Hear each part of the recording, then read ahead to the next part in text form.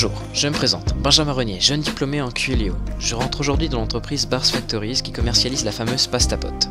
Découvrons ensemble les services de cette jeune et performante unité de production. Tout d'abord, avant de commercialiser un nouveau produit, le bureau d'études le modélise en 3D sur un logiciel comme CATIA. Et en parallèle, une étude de marché est effectuée pour obtenir des informations sur la concurrence et pour mieux définir le besoin.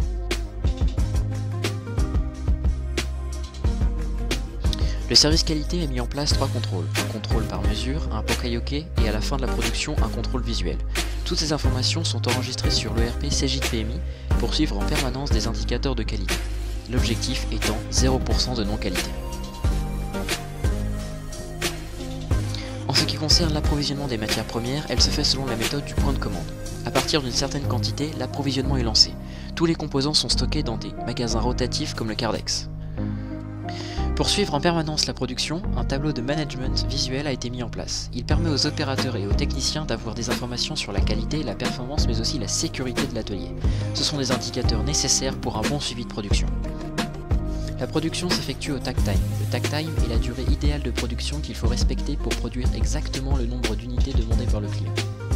Ici, le takt time est de 4 à 5 pasta pots par minute. Bars Factories possède un atelier de 325 m². Dans une démarche de lean manufacturing, l'atelier a été implanté en U afin d'améliorer les flux d'informations de matières premières et de produits finis. Tout ça dans un but de réduction des coûts. Dans l'atelier, nous retrouvons différentes machines nécessaires à la production de la pasta pot. Une emboutisseuse utilisée pour emboutir les tôles d'acier, un emporte-pièces ou même une perceuse utile pour percer la casserole. Une découpe laser est également utilisée, elle permet de découper les tôles d'inox utiles pour la réalisation des paniers. Toujours dans cette idée de performance, l'entreprise Bars Factories va recycler ses pertes et ses chutes.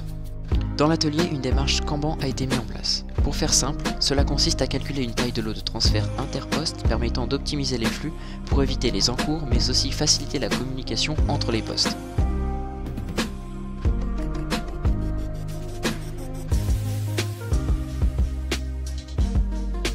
Le dernier service que j'ai pu visiter était le service financier. Il faut savoir que ce service est d'une importance capitale dans la réalisation d'une nouvelle unité de production.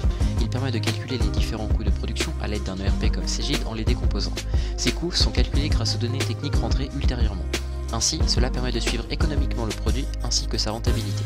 Financièrement, l'entreprise Bars Factories est profitable car son résultat est positif. De plus, elle possède une bonne flexibilité car ses coûts fixes sont largement inférieurs aux coûts variables, ce qui signifie qu'elle peut s'adapter aux changements. Maintenant, en ce qui concerne la pasta pot, son coût de revient de fabrication est de 21,55 €. Il comprend la partie matière et main d'œuvre. En rajoutant les frais généraux, nous obtenons un coût total de 30,2 €. Bars Factory a défini un prix magique TTC de 39,99 €, ce qui nous donne un prix hors taxe de 33,3 €. L'entreprise se fait donc une marge de 3,1 €. Après cette journée riche en explications, j'ai compris le rôle que j'aurais dans cette jeune et innovante unité de production. De plus, j'ai pu mieux cerner les enjeux et la complexité que cela pouvait être que de se lancer dans un projet comme celui-ci. Le travail est long et la collaboration de tous les services est important.